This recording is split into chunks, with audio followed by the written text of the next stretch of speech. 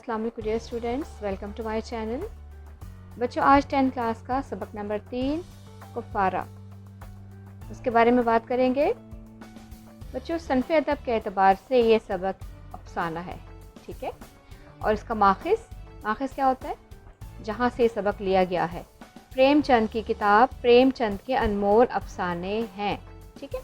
अगर आप सबक का नाम, जब ये हमारा काम आएगा जब हम तशरीह करेंगे ना नसर पारे की, तो अगर आपको पता चल जाता है कि ये सबक कुफ़ारा से लिया गया, वैसे तो ज़रूरी नहीं है मुसन्निफ़ का नाम लिखना या सबक का नाम लिखना, इसके कोई एक्स्ट्रा मार्क्स इस तरह नहीं होते क्योंकि ऐसे पे सारे आते हैं। लेकिन अगर आप लिख देंगे तो इससे ना अच्छा इम्पैक्ट पड़ेगा। अगर आप जैसे लिखें सबक का नाम कुफ़ारा, मुसन्निफ़ का नाम प्रेमचंद और सनफ़ अदब के लिहाज से ये अफ़साना है और ये माखिज़ इसका क्या है, ठीक है। तो ये आप अच्छा इम्पैक्ट करता है और अच्छे मार्क्स मिल जाते हैं आप लोगों को। इसके बाद मैं आपको ये भी बताऊंगी कि इसके मार्क्स आपको कैसे फुल मार्क्स मिल सकते हैं। अब ये है अफ़साना से क्या मुराद है पहले तो, ठीक है। लुग़त के एतबार से अफ़साना झूठी कहानी को कहते हैं, ठीक है। लेकिन अदबी इस्तिलाह में अफ़साने में ज़िंदगी के किसी पहलू, वाक़या पहलू या किरदार को पेश किया जाता है जो अमूमन कहानी की शक्ल में होता है। इसलिए इख्तिसार, वहदत तासिर और जामियत इसके बुनियादी सिफ़ात हैं। नावल ज़िंदगी का कुल और अफ़साना ज़िंदगी का एक जुज़ पेश करता है। अच्छा, नावल में और अफ़साना में ये फ़र्क बताया गया है कि नावल जो है ना ज़िंदगी का कुल, यानी ज़्यादा बहुत नावल ज़रा बड़ा होता है ना, ठीक है। और अफ़साना ज़िंदगी का एक जुज़ यानी कि मुख्तसर सा बयान करता है, मुख्तसर कहानी या ये तवील कहानी, ठीक है। अब बच्चों आ जाता है मरकज़ी ख़याल,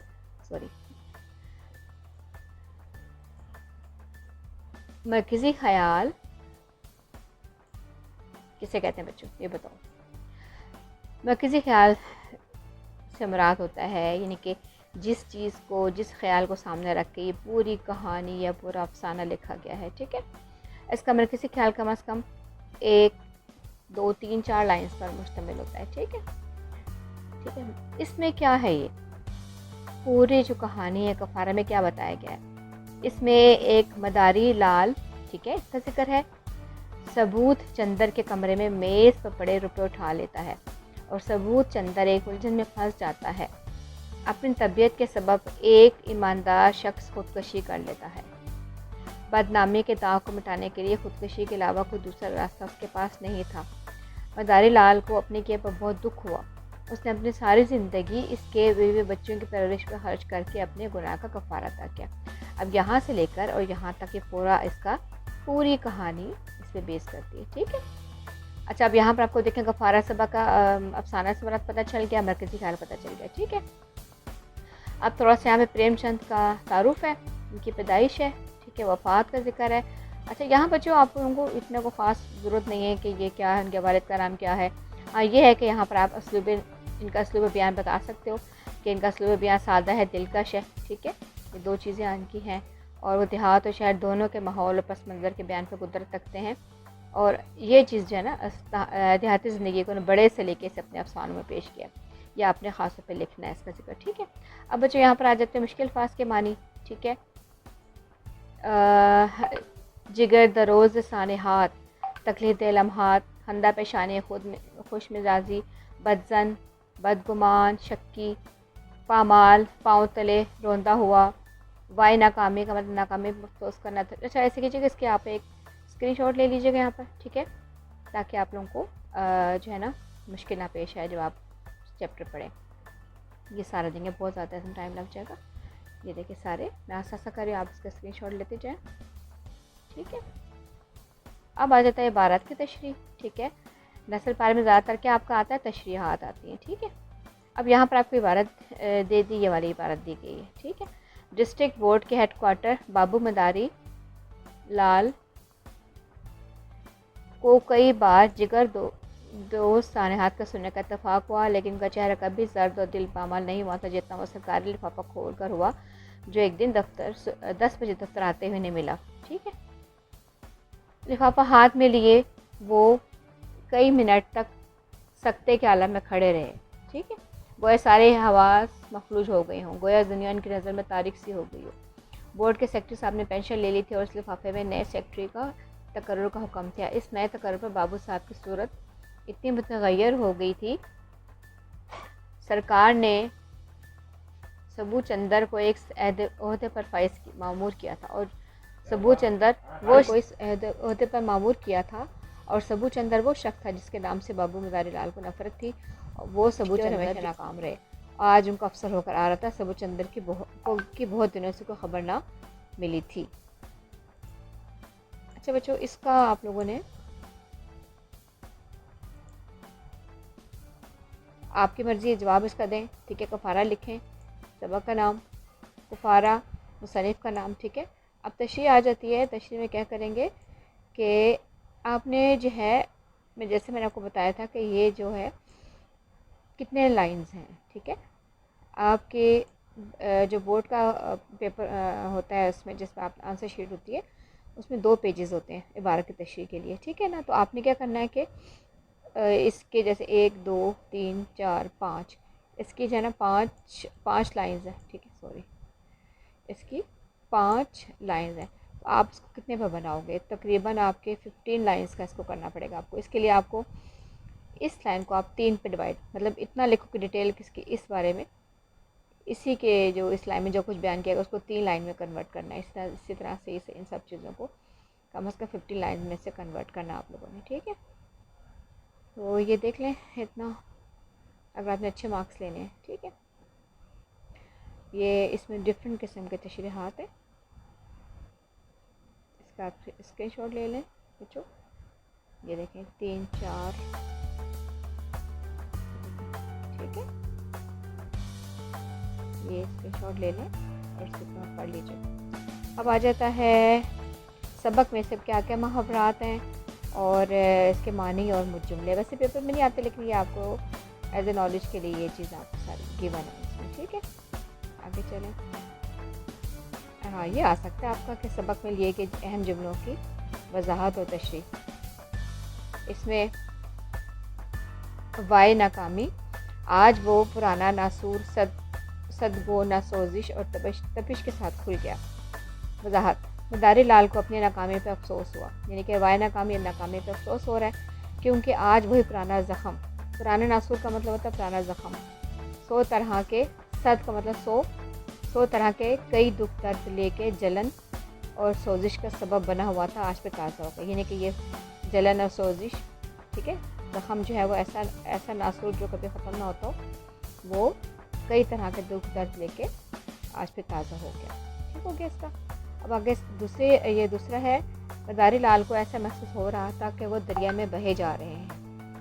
वजाहत, मदारी लाल को अपनी ज़िंदगी ऐसे महसूस हो रही थी कि वो दुखों मुसीबतों के सैलाब में बही जा रही है, ठीक है। यानी कि दरिया को उन्होंने तकलीफ़ और दुख मुसीबत का सैलाब कहा। तीसरा, खुद हज़ारों हज़म कर जाए और डकार तक ना ले, यानी कि वजाहत क्या, खुद हज़ारों लोगों का माल हड़प कर जाना और किसी को कुछ पता ना चले। चौथा है, कलम घिसते घिसते मर गए और 500 भी जमा ना कर सके। अब वो कह रहे हैं वजाहत क्या है इसकी कि सारी ज़िंदगी जो फाइलें लिख के कलम घिस के टूट गए, लेकिन इतनी तनख्वाह नहीं थी कि 500 जमा हो सके। अगला है 5वां, तकाज़ाए बुशरा से अगर कभी सहव हो जाए तो हजूर भी अज़राह सरपरस्ती चशम पोशी फरमाइएगा, ठीक है। नंबर 5, इसकी वजाहत क्या है बच्चों, इंसान होने के नाते अगर हमसे कोई भूल चूक हो जाए तो आप भी मेहरबानी फरमा के सरपरस्त होने के ऐसे से दरगुजर कर दें। यानी अगर हम इंसान हैं, तकाज़े बुशरे का मतलब होता है इंसान होने के नाते, ठीक है। सहव हो जाए यानी कि कभी कोई गलती हो जाए तो हजूर भी अज़राह सरपरस्ती यानी कि सरपरस्त होने की हैसियत से आप भी चशम पोशी का मतलब दरगुजर कर देना, ठीक है। अमले को बरांगीख्ता करना चाहा, नाकामी हो। बरांगीख्ता का मतलब ख़िलाफ़ करना अमले को, ठीक है। मदारी लाल ने सारे अमले को सबूत के ख़िलाफ़ उभारने की कोशिश की लेकिन नाकाम रहा, ठीक है। नाकाम मतलब कामयाब नहीं हो सका। नंबर 7, मदारी लाल की नीयत बरगश्ता हो गई। बरगश्ता का मतलब बदल गई, ठीक है। मदारी लाल की नीयत बदल गई। नंबर 9, सब बड़े बड़े अफसर खड़े जमा हैं, लाश की तरफ नहीं देखते। कह रहे हैं कि इस वाक़े पे बड़े बड़े अफसर मौजूद हैं।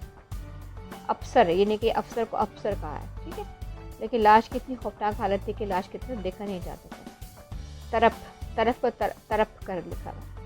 अब 10वां है, लाश की तरफ देखे नहीं बनता। तरफ का मतलब तरफ, लाश, लाश को लाश का है। लाश की ऐसी खौफनाक हालत है कि लाश की तरफ देखा नहीं जाता। नंबर 11, कई लड़के बताए तुमने? वजाहत, तुमने कितने लड़के बताए? नंबर 12, छुरी मार ते बखत उन्हें याद आया कि सब वो दफ्तर गिरफ्तार हो जाएगा। अच्छा, गिरफ्तार का मतलब गिरफ्तार हो जाएगा। छुरी मारते बकत, बकत को वक़्त, उन्हें याद आया कि सब दफ्तर गिरफ्तार हो जाएगा। नंबर 13, बेवा के नाले दर का कोई दूसरा सोता निकल आया, यानी कि बेवा ने जब अपने छोटे बच्चों और जवान बच्ची को देखा तो उसे मियाँ की मौत का दुख भूल गया और बच्चों के मुस्तकबिल का दुख उसको सताने लगा। नसीबो जली ऐसी सोई कि रात को संकी तक नहीं, यानी कि खबर तक उसको ना हुई। मेरी किस्मत ही बुरी थी कि रात को ऐसी गहरी नींद सो गई कि खबर तक नहीं हो सकी। आगे है तफहीमी इबारत बच्चों, पेपर में ये आती हैं, ये मस्ट आपने तैयार करनी है। ठीक है, ये कैसे होगा?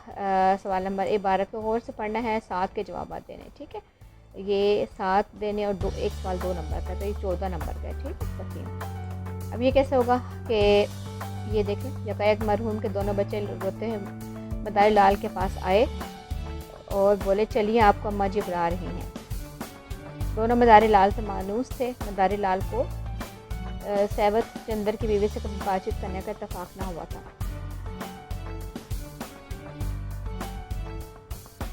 ये बुलावा सुनकर उनका दिल धड़क उठा, कहीं मुझ पर इसका शुबा ना हो जाए, कहीं सबूत ने मेरे निस्बत शक जाहिर नहीं किया, और कुछ झिझके और कुछ डरे। अंदर दाखिल हुए तो बेवा का नाला दिल खराज सुनाई दिया। उन्हें देखते ही बेकस बेवा के नाले दर का दूसरा सोता खुल गया। लड़की ने आकर उन्हें प्रणाम किया और उनके लिए एक कुर्सी रख के खड़ी हो गई। दोनों लड़कों ने उन्हें घेर लिया। मदारी लाल को उन तीनों की नज़रों में ऐसी बेकसाना इल्तिजा भरी हुई मालूम हुई कि उनके सामने न टिक सके। उनका नफ्स उन्हें नफरीन करने लगा। जिन गरीबों का उन पर इतना एतमाद भरोसा गीता जेकान गया था, उन्हीं की गर्दन पर उन्होंने छुरी फेर दी। अच्छा बच्चों, पहला सवाल, मरहूम का मदारी लाल से क्या रिश्ता था? ठीक है, जवाब, मरहूम लाल मदारी का हम जमात था और उन्हें अपना दोस्त समझता था, लेकिन मदारी लाल उसके अखलाक और लायक होने की वजह से उससे हसद करता था। ठीक है, सवाल नंबर 2,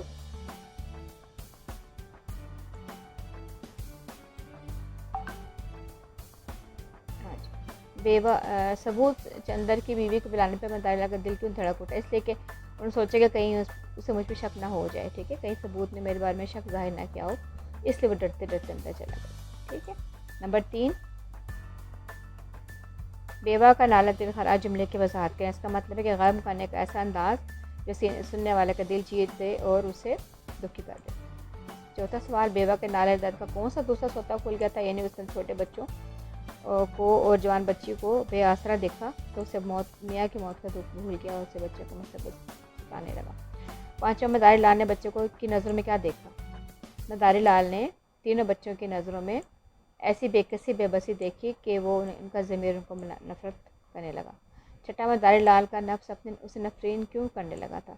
इसलिए करने लगा था कि उन छोटे बच्चों के बाप इसके पैसे चुराने की वजह से दुनिया से चला गया था और वो अपने आप को इस बात का ज़िम्मेदार ठहराता था कि उनका बाप इनसे मैंने छीना है। मदारी लाल को किस बात का पछतावा था? वो मदारी लाल को इस बात का पछतावा था कि काश वो पैसे न चुराता और सबूत खुदकुशी न करता और इन बच्चों के सर पे वालिद का साया होता। अब ये मरकज़ी ख्याल लिखना है आपने इसका। ठीक है, मरकज़ी ख्याल इस इबारत का लिखना है आपने, सिर्फ सबक का नहीं लिखना। अब ये आपने यहाँ पर क्या इसमें बयान किया, इसमें मदारी लाल जब उसकी बेवा के पास जा रहा था उसे पुरसा करने के लिए, तो वो वहाँ पर क्या हुआ और क्या कुछ देखा, जो हालात है वो बयान करने। ठीक है, ये इसको पूरा मरकज़ी ख्याल आ गया। बेकसी देखिए बच्चों के अपने आप को मलामत की उसने। ठीक है, और उसने कहा कि जिन गरीबों को इतना उस पर भरोसा, उसने उसके गले पर छुरी ठीक लग गई इस चैप्टर को ख़त्म करने के लिए। ये यहाँ पर इसका एंड हो गया। ठीक है बच्चों, फिर बच्चे मिलते हैं नेक्स्ट वीडियो के साथ, क्योंकि वीडियो बहुत लंबी होती जा रही है तो मैं इसके यहाँ पर ख़त्म करी। नेक्स्ट वीडियो में इंशाल्लाह मिलते हैं। अल्लाह हाफ़िज़, टेक केयर, बाय बाय। और जो भी मैंने काम दिया है उसको एक दफ़ा याद कीजिएगा।